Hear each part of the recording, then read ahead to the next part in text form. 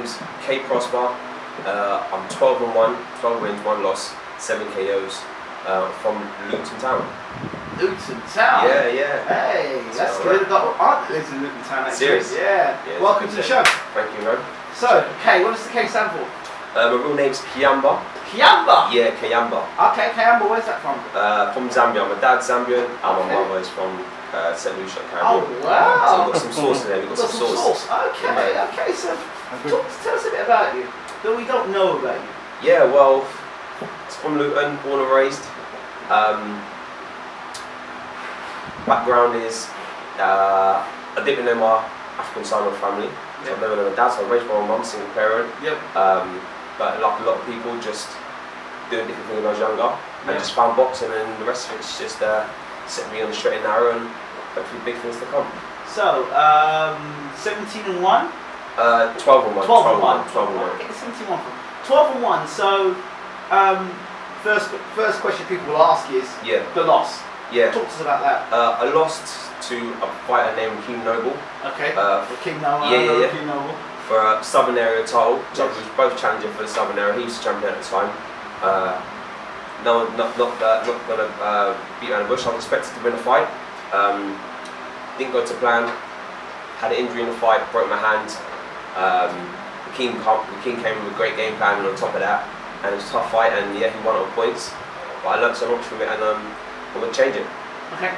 So, were you the same team that you've got now, or things changed? Nah, things changed. After that fight, I was training in Loughton with a trainer named Terry Stewart. He's got some good fighters down there, like some London Scofield, Brad Pauls, James, trains in the same gym as James Agel. So in that camp, I had a good camp, and he's a good trainer, but he just, distance and also just I think my development as a fighter, I think I needed a change. Yep. And I come to IQ and I haven't looked back since. How did you hear about IQ? I always knew about Shav. Always knew about Shav on the circuit. I knew about his team from amateur days because my gym and his gym we'd had some fights before, so I knew about him and his team. Yeah. And then basically, yes, when I was looking for different options, I spoke to Steve. He talked about Daly, another good trainer. Don Charles and Jav names put into the mix, and just looked into him, done some more research, came down, and straight away I could tell that he's the man for me. He's so technical, he's got such a good eye for development of fighters, and yeah, just our rapport, we just clicked straight away. I didn't really want to look anywhere else. So how many fights have you had under Xavier now? Just the one fight. Yeah. One fight. I fought Nathan Weiss, English title eliminator. We got a stoppage in the 5th round. I went out there in that fight. I went out there and put on a bit of a boxing lesson. A lot of times I got there, I've been a stronger fighter, touched them with hurtful shots, and in that fight we just switched it up and turned our boxing and got a stoppage. So, what's been the difference having Xavier on board compared to what you had previously? If I'm honest, I think I rely too much on my strength. Yeah. I'm big for the weight. I definitely punch hard. But the thing is, you can't rely on strength. And you've got to set things up. And before I was just rushing my work. I was fit, I was strong, I was just trying to outmuscle them, and I didn't use my IQ, I didn't use my boxing brain, I didn't use the skills that I've got to make my strength even more of an advantage. Right. So now we're just very more technical and also tactical as well. So I think that's why I'm a better fighter now than I was. Fight coming up. Tell me about your big fight. Yeah, I've got a fight against Cassius. He's well known, he's been around, he's fought some good guys, he's ex-Southern Area champion, fought for belts, but he's always just fell short. And obviously, I was supposed to fight the English champion, Sam and Mason. I was supposed to have the English title eliminator and then fight Sam and Mason. That fight couldn't get made, so now we've got to make our argument even stronger by beating Danny Connors for another English title eliminator. And yeah, he's going to bring a good fight because he's well known for mixing it out at a high level. Yeah. But I'm going to have too much for him. Not looking past him, not thinking it's going to be an easy fight. Because I think I've done a little with my last good when I lost to Rakeem. I think I almost overlooked him a little bit. Yeah. And that's why I've learned so much from that fight. That I'm not going to leave anything to chance. I'm going to make sure that I'm the best fighter I can be on a night. And yeah, me and Danny are going to have a great fight, but I'm going to come out victorious. So you obviously had your mind set for the English champion, which was Sam Mason. Yeah. Tell us what your thoughts are on Sam Mason, just for a second. Sam Mason, he's 11 above the people that I've been fighting against. So I know that I'm going to have to step up my game again. He's strong, he can box on the back foot, he's got a lot more, so you can't go in there with one game plan and expect him to do one thing, because he's the kind of person that can do different things himself. So I'm so ready for him, and that'll be also a world title fight. I can't lose that, because then it's back to the drawing board. It's the same with this fight now. I can't lose no more fights, because I really want to push on, and losing to people that are at this level, that means that how am I going to get to a world champion if I can't beat these kind of people? So the mindset's in the right place, and yeah, it's the best it's ever been. What sort of style do you have? I'm a boxer puncher, so I can mix it up. In my last fight, I showed people that I can also box out. I've never done it before. I've done a bit switching, but from the first round, me and Shav, we knew that was how we were going to get to him. Yeah. Box out, picked him off with the jabs, and then ended up stopping him with the left foot. So, with the right hook, sorry. So I can mix up my style. I'm versatile, and I think on my feet. And obviously, I've had 7 or 8 stoppages, so I know I can punch on top of that. Okay. Talk about your fan base. Yeah, Luton's they're a wild bunch. They really get behind their people, like whether it be football or whether it be boxing. They're a sporting town, so they love I'm like a local champ. You know what I mean? Like when I walk down the street, I talk to people who ask me about my next fights. Yeah. And yeah, I will sell a load of tickets, and I can't knock my fan base living. They're amazing. Let's go back a few years now, but there's 2 places I remember spending one of my the graveyard near the big hotel in Luton. Yeah. I spent Christmas, New Year's Eve there, put in the New Year, 1 year there. My aunt, she only lives across the road, new block of flats, not flats, like new housing estate out across the road from there. Something green. Green. Tanders green or something green. Oh, I can't think. It's in Luton. Yeah. That is that. But I always remember the White House. Pub, the Wetherspoons pub. Yeah. On Friday, Saturday night. Yes. You used to have some good nights down there. I don't know if they're still doing it. Yes, it's still there. White House, yeah, still there. Still rocks on a Saturday or Friday. Yeah. Yeah, people love the nightlife down there. So yes, come down, check out Luton. Wow. Let's talk about big fights. Yeah. Who's your favourite fighter? Favourite fighter of all time? No, currently.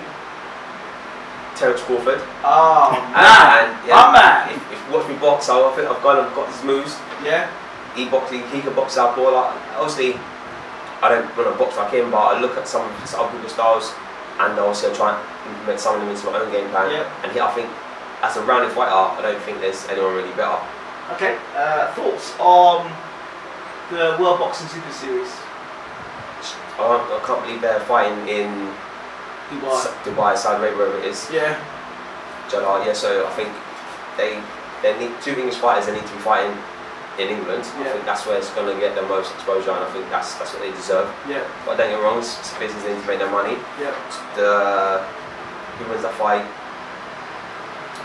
I think George Groves wins that fight. I think George Groves is going to beat him. I think he just got a little bit too much experience. Okay. And I think he's stronger in the weight. I think Cassius if he balls himself down.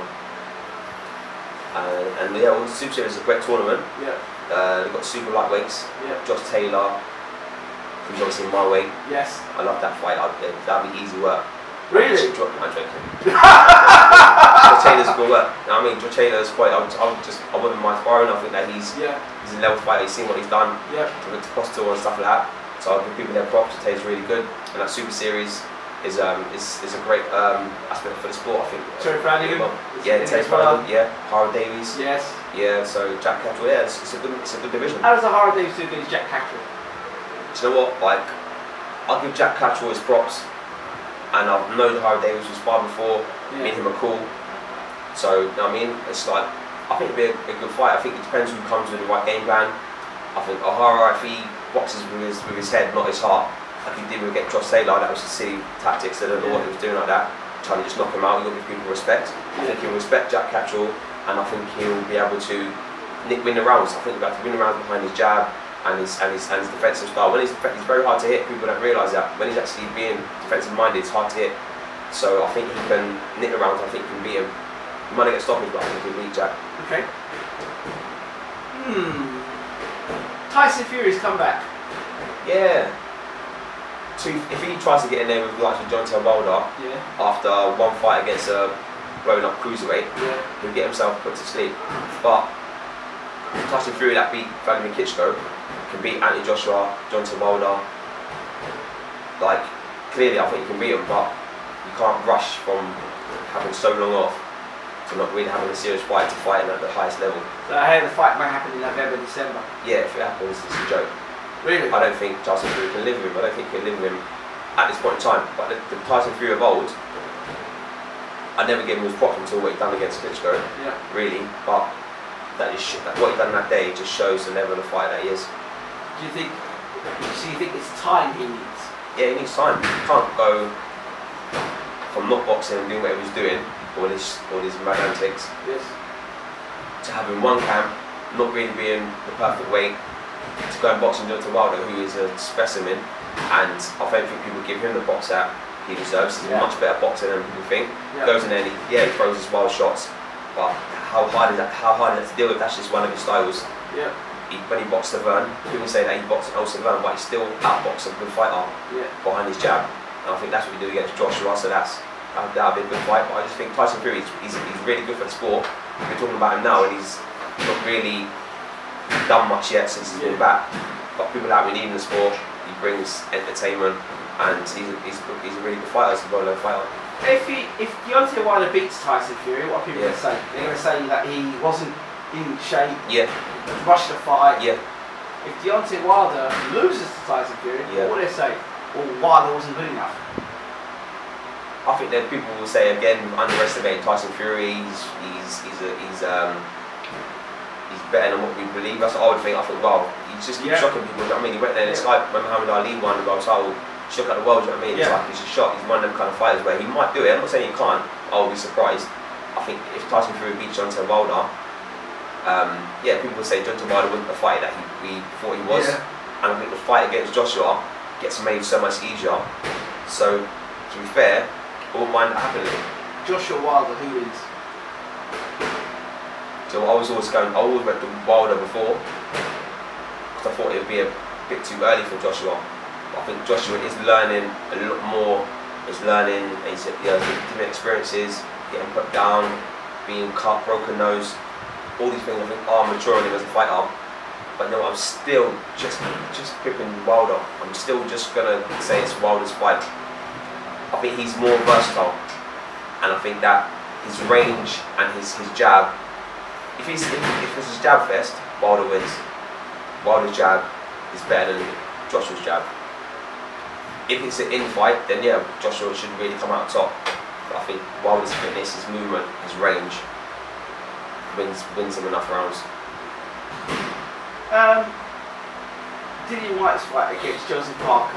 Yeah, watched the fight. I think it was a great fight. When you actually look at all the incidences in the fight. But I don't think Parker really, again, I don't think he really stepped up and showed that he's a world caliber fighter. Right. Because obviously against Joshua, he was being negative, and then I think against Dillian White, where he should have took the ball by the horns, and because everyone can see that he was losing the fight. And it's not until the 12th round that he really wants to bite down on his gum shield and try and put him under some kind of pressure. He's scared of getting tired, he's scared of getting knocked out. All these things you can't be scared to take a chance, especially not when this is your big fight. You can't let it just slip away. People are going to write him off now, and until he gets back in the mix, which might never be never, people are going to say that he was just another one, just also ran. I mean, he wasn't really in the race. Derek Chisora, attack. Wicked fight.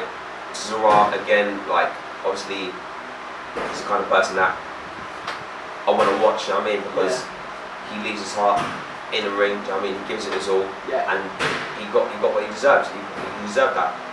And even though Tucker was doing well in the fight, show that you can never give up. You can always have that shot. That's what it takes. Big fight now, Povetkin versus Joshua. Who wins and why? Joshua wins.